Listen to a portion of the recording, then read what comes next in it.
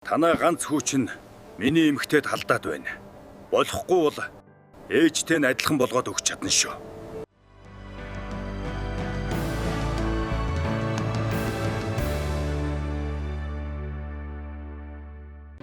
Чи ингэж намайг хэлс хэрэгт хийж миний бүх хөрөнгө дээр суусан чинь багадаа юу? Та ингэхэд буйнаага яагаад сургаггүй болсныг мэдхүү.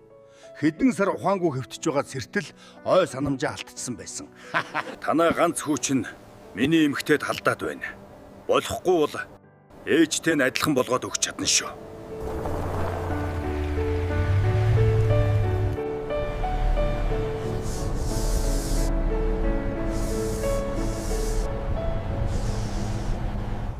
Ингээд буйнаа захирлаа.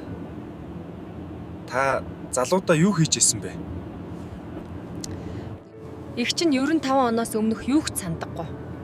Хаяа хайны хүүхэдтэй байсан гэх бүдгхэн дурсамж орж ирээд л алга болтогдоо. Бүсгүй минь та ой санамжаа алдсан байна. Монголд эмчлэх боломжгүй. Гадаад явж эмчлүүлээрэй. Та гэхдээ битгий санаа зов. Танд Герман улсын маш том компани туслахаар болсон. Тэгээд Герман улсад олон улсын том компанийн захирлын ачаар олон их сургуульд сурч одоо энэ DH группээ байгуулсан. Манай Монголд бүхэл салбарт толгой олж гарч ирсэн DH группийн захирал нь таны гэж өстэй мэдсэнгүй. Би ч азтай шүү. Чи найз бүсгүйтэй юу? Манай гоо сайхны компаниг хариуцж байгаа чиний үеийн нэг бүсгүй байгаа. Чамтай танилцуулах юмсан. Зөө юу хвэ? Надад хайртай хүн байгаа. Түүнийг мань гүйцэх хүн байхгүй хаа. Ингээд та цонжинд амьдраад тэндээс ажиллаа зохицуулахад хэцүү биш ээ нөө. Үгүй дээ. Харин ч сайхан байна.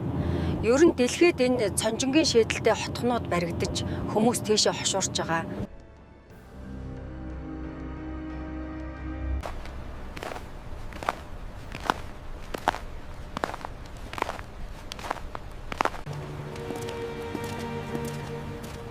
Энэ авгаач хэн билээ?